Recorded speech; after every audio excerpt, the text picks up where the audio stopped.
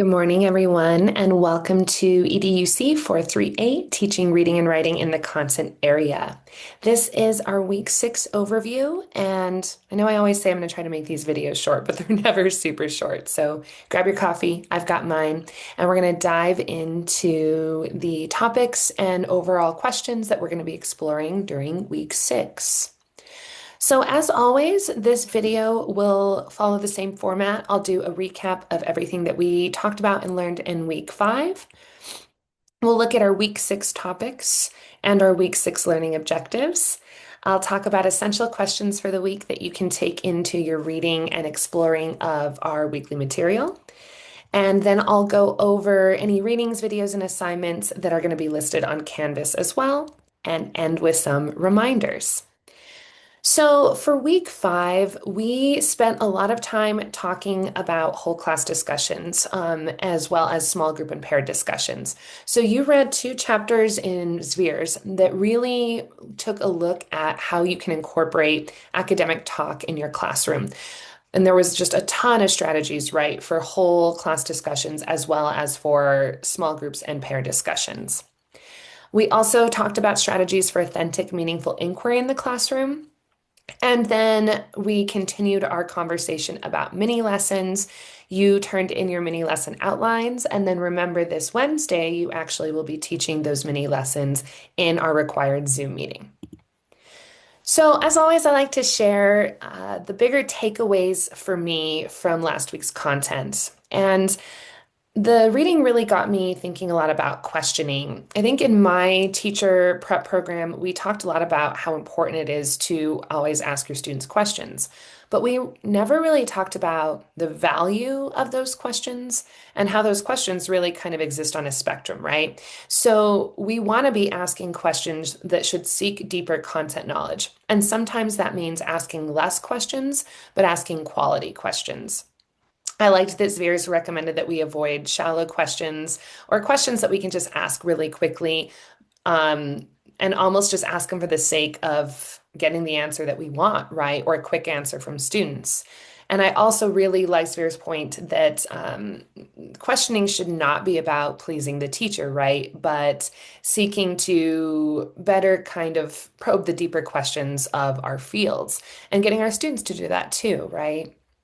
Another huge takeaway for me, and this is one that's dear to my heart in research, is of course learning to step away from the sage on the stage model of teaching and learning to really embrace being a learner and facilitator.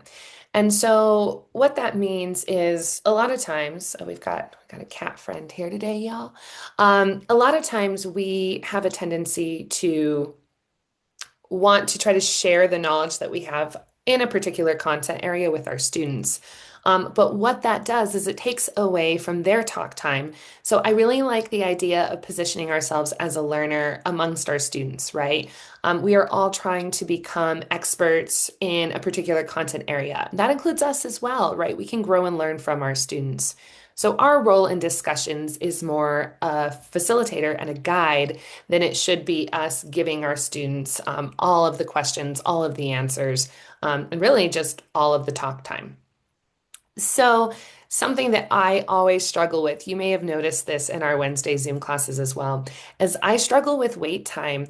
I, as a person, get really anxious sometimes when there's moments of quiet or moments of pause. And so something that I'm trying to do in my own pedagogical practice is whenever I do ask a question, just getting comfortable with giving students time to kind of wrestle with the question before I expect them to answer it. So this is, like I said, something that I'm always kind of striving to be better at as a teacher. And it's something that has been, I don't know, for me, a struggle since the get-go.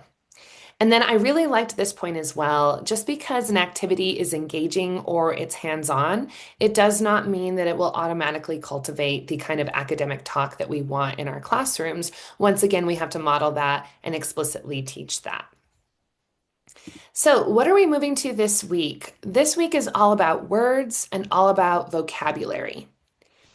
So, we're going to be spending some time talking about the New Mexico Public Education Department required and supported professional development for teaching literacy, especially because this is something that's going to directly impact you if you're working in New Mexico schools.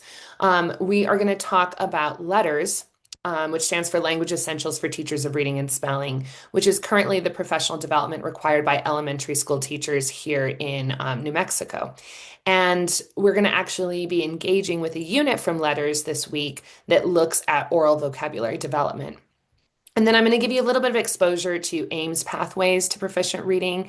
This is a professional development that's going to be rolled out for secondary teachers. And actually, I just enrolled in this course so that I can better work with my pre-service teachers in the future who are having to take it as well. So LETRS is elementary focused, AIMS is secondary focused, but LETRS, because it's the required one at this time, is the one that we see all the conversations kind of surrounding. So what I'm going to ask you or task you to do this week is to really think about how we can apply the teachings and pedagogical practices from LETRS to a secondary environment. So, as I mentioned, our whole focus this week is on oral language and vocabulary development. We've got a unit from LETRS that we're exploring that deals explicitly with how to teach vocabulary in the classroom.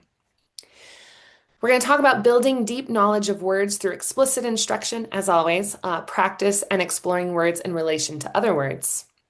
You're going to be learning about something called the three-tiered model for choosing vocabulary words, so choosing what to teach in your classroom in terms of vocabulary. And then, of course, for our purposes this week, we will be teaching and reflecting on mini lessons for academic language and thinking development. So the mini lesson outline that you turned in last night will guide you as you teach two or three of your peers your lesson on Wednesday. And then you'll reflect on that as well. Learning objectives. Students will understand how the New Mexico Public Education Department structured literacy initiatives impact professional development requirements for K through 12 teachers through learning about LETRS and AIMS.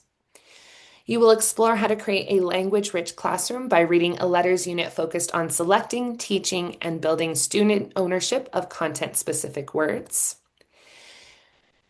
You all know, I think, by this point that I am not about you just taking what I give you point blank and not being critical about it. So as you're reading the LETRS unit this week, I always want you to be critical of this as well, right? How useful are the strategies and material in this LETRS unit? Is it culturally relevant? My issue with LETRS is that sometimes I feel that it tends to use deficit language in describing readers who maybe are not up to grade level as sort of expected by standards. Okay. But yeah, I mean, I just kind of rubs me the wrong way sometimes some of the words that they use to describe kind of lower level readers and writers. So I'll see if you kind of get that vibe too. It might just be me. But I always want you to be critical, right, of the material that I give you. So I want you to consider the benefits and the drawbacks of Unit 5, as well as to what extent its pedagogical suggestions can be applied to secondary vocabulary development. And then, of course, you will teach your mini lesson for academic language and thinking development to a small group of class peers. I'm thinking two or three on Wednesday. So really low stakes, right? And then you'll reflect on how the lesson went and maybe what you would change before teaching it again as part of your pod post this week. And then the other part of our pod post is going to require you to kind of step into the role of student in your grade level content area by completing a word map of your choice on a tier 2 or tier 3 word of your choice as well. And I've given you some options for word mapping this week that you can kind of play around with.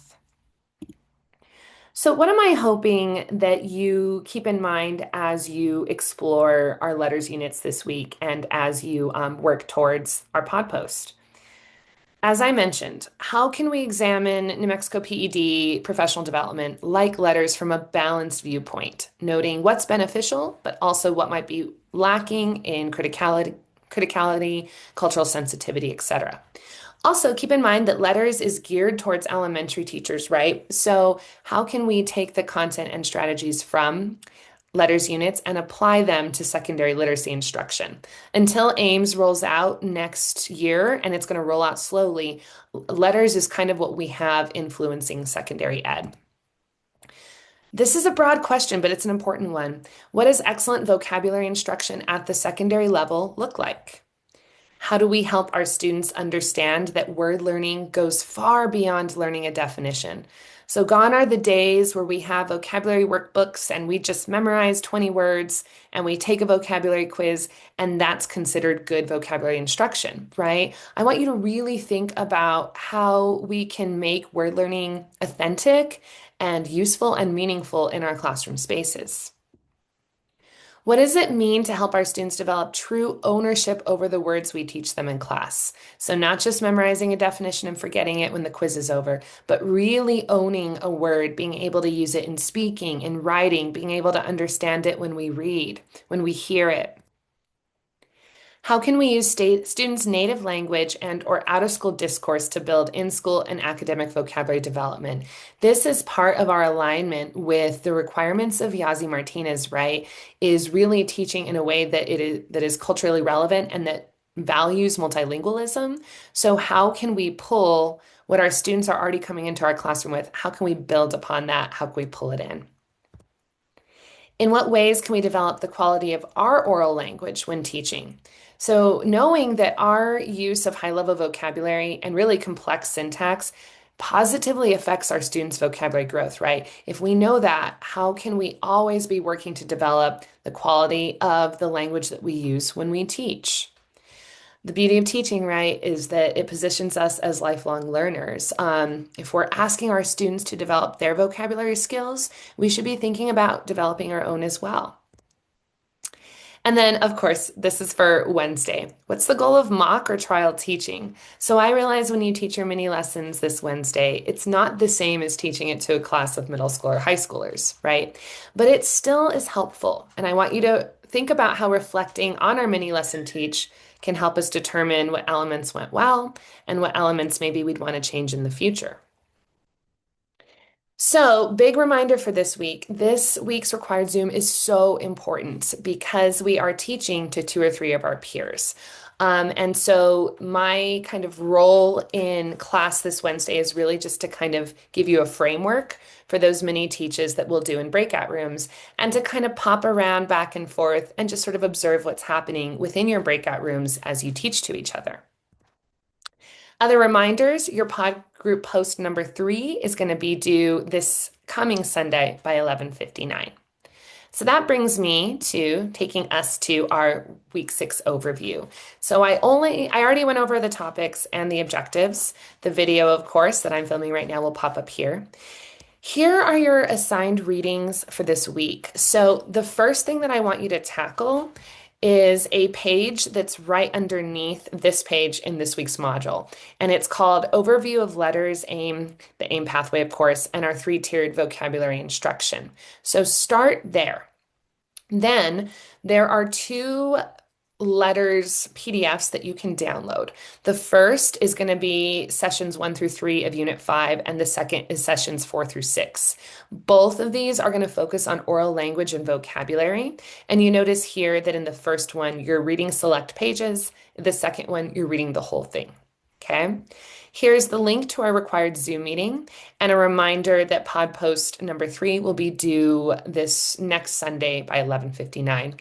And I am going to talk a little bit about that pod post in a sec. But one thing that may excite you is that we don't really have any textbook readings or long-term readings for week 7 because week 7 is when we're going to start the nitty-gritty of unit planning, right? So understanding by design, backwards design, we've been talking about this, right, since day 1. So we're really going to get into the nitty-gritty and start with stage one of our big sort of unit plan project for this semester.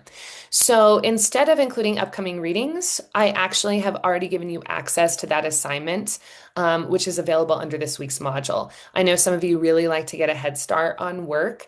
There's not a midterm in here, but if there was, it would be this, right? So I want you to really, really, really spend some time on this in the next 2 weeks. And like I said, there's not going to be any real readings for week 7. It's going to be all work towards this. There's also not a required Zoom meeting that week, so you can really dig in.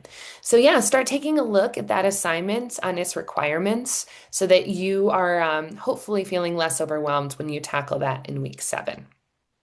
So, real quick, here's that first page that I want you to spend some time with. This is, of course, the overview of letters, Ames Pathways, three-tiered vocabulary instruction. You've got some videos, some things to read and watch here. Then, of course, it's the two letters readings that I mentioned that are in this week's overview. And then, real quick, our pod post for this week has 2 parts. The first part is I'm going to ask you to step into the role of student and do some word mapping.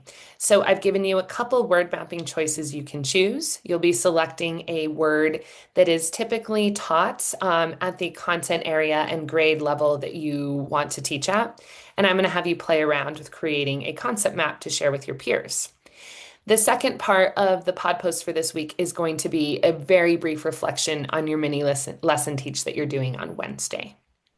So I think that's that for this week. I'm going to stop sharing and just remind you that Wednesday Zoom is super, super important. So please be there. If you have any questions prior to that, reach out as always. I'm going to try to have those mini lesson outlines back to you as soon as I can with some feedback so that you're feeling confident about your mini teach on Wednesday. So I'm looking forward to seeing everybody then, and I hope that you have a great day. All right, see you soon.